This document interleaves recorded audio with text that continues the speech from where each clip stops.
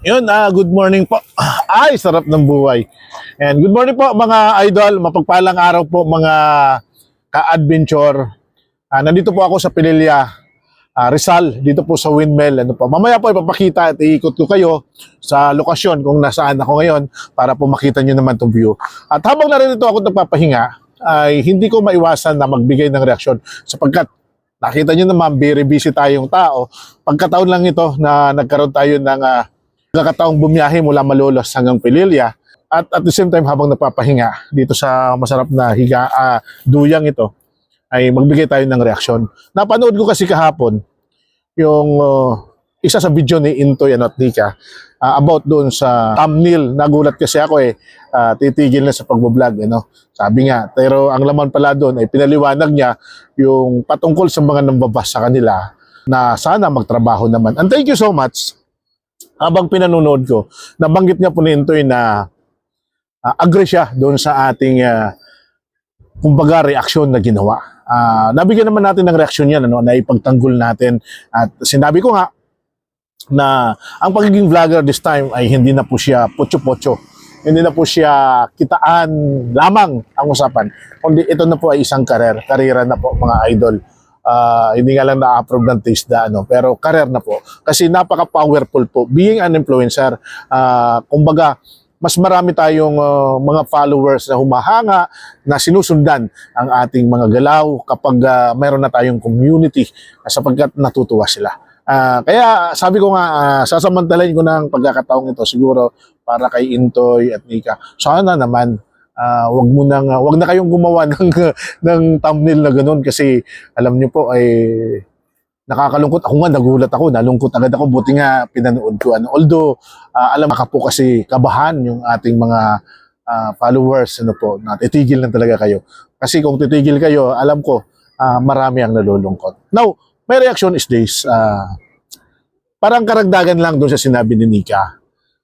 Ako para sa akin, the reason why na gusto talaga ng mga tao na itigil o huminto kayo sa pagbablog, aminin natin, wala namang ibang nagpapahayag ng ganong klaseng komento, kundi ito yung mga taong against po sa inyo.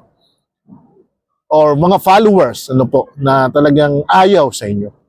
Sa totoo man, the reason why na ayaw o huminto kayo, kasi nalulula sila doon sa sunod-sunod na biyayang inyong natanggap. Imagine niyo, mula nang humiwalay kayo sa ka-business, sobrang grabe ang pagbuhos ng biyaya na ipinagkalob sa inyo. Mula doon sa mga tulong sa bahay ninyo. Ang dami hindi mabilang ng mga biyaya na ipinagkalob sa iyo. Ano po ang rason? Dahil masaya ang mga tao na nakikita nilang nag-grow kayo. Doon kayo niyakap. Actually, masama nga po yung kalooban natin, kasi yung mga tumutulong ay napapangalangan pang di umanong mga wakwak. Pero ako para sa akin, ganito lang yan. Huwag nyo nang pansinin. Focus on your goal. Hayaan nyo na siguro tayo na lang yung magbigay ng pagpapaliwanag sa mga bagay niyan. Pero siyempre, nauunawaan natin ang inyong punto de vista. Ayaw talaga. Ayaw na ayaw nilang magpatuloy kayo. Kasi ito yung rason, bumubuhos yung biyaya . And then, kapag huminto naman kayo at magtatrabaho, siyempre, ang susunod niyan, sasabihin nila, okay, tanyo yung mga sponsor kay Intoy at Nika. Anong ginawa ngayon? Pinabayaan kayo. Hindi na nagbablog, di ba? So, ang pagiging vlogger, sala sa init, sala sa lamig yan .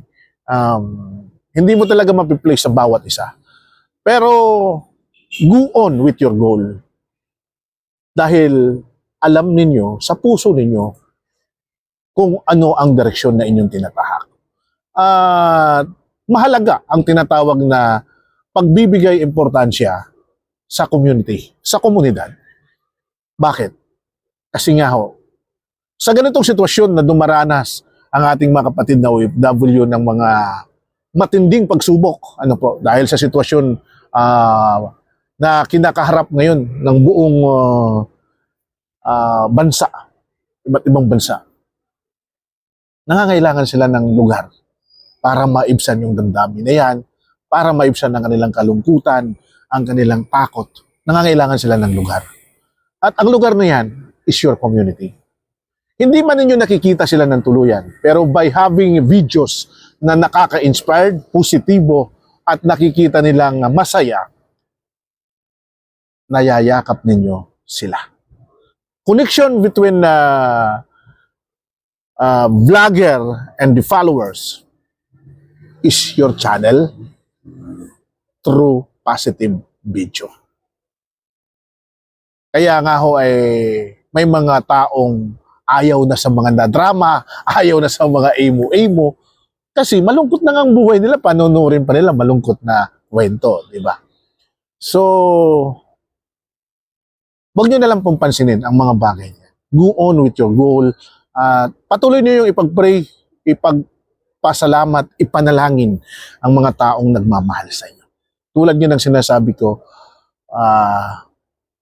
indikasyon na maraming nagmamahal sa inyo ay ang pagbuhos ng biyaya mula sa iba't ibang kapatid nating OFW. At sila ang bigyan mo ng 100% na atensyon. Alam ng tao na tumutulong sa inyo na ang puso ninyo ay napakabusilak. Alam ng mga taong sumusuporta sa inyo na kayo ay kumbaga totoong tao.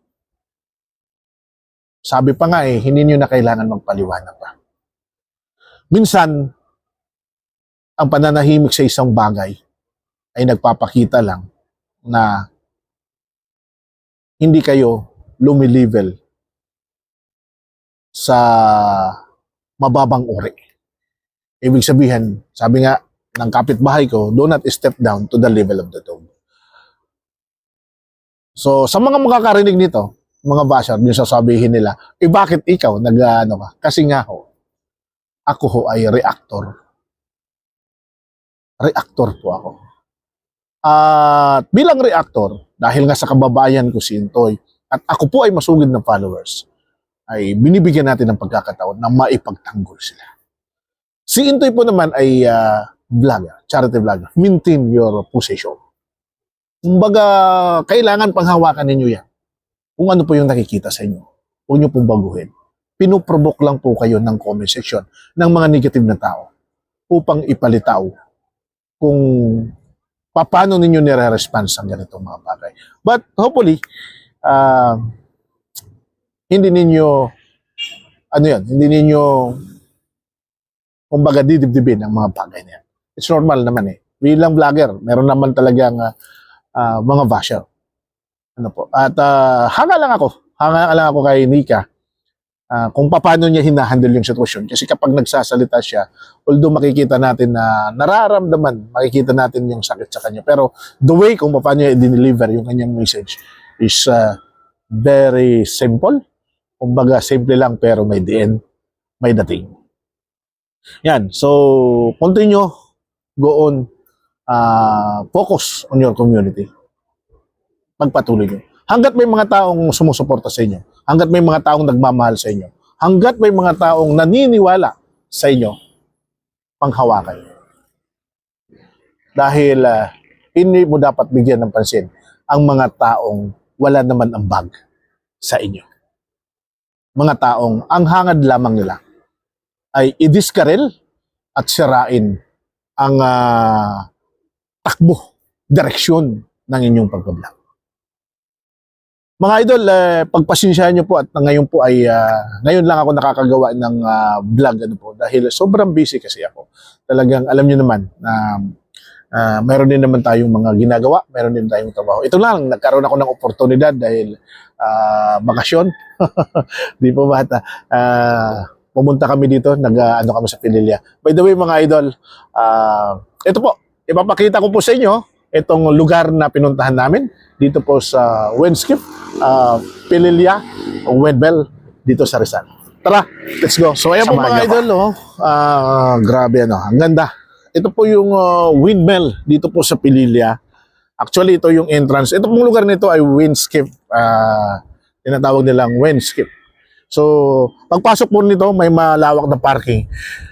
150 po ang bawat motorsiklo. And then, doon po sa banda na yan ay pwede tayong mag-order ng pagkain.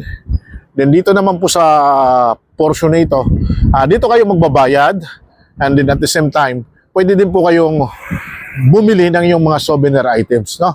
Marami po silang mga souvenir items like ito pong mga ganito, ano po tawag dito? Windmill. Oo nga po, windmill. Ano ba yan? Souvenir windmill. Souvenir windmill, ayan. So may photo frame. And then meron din po silang magnet.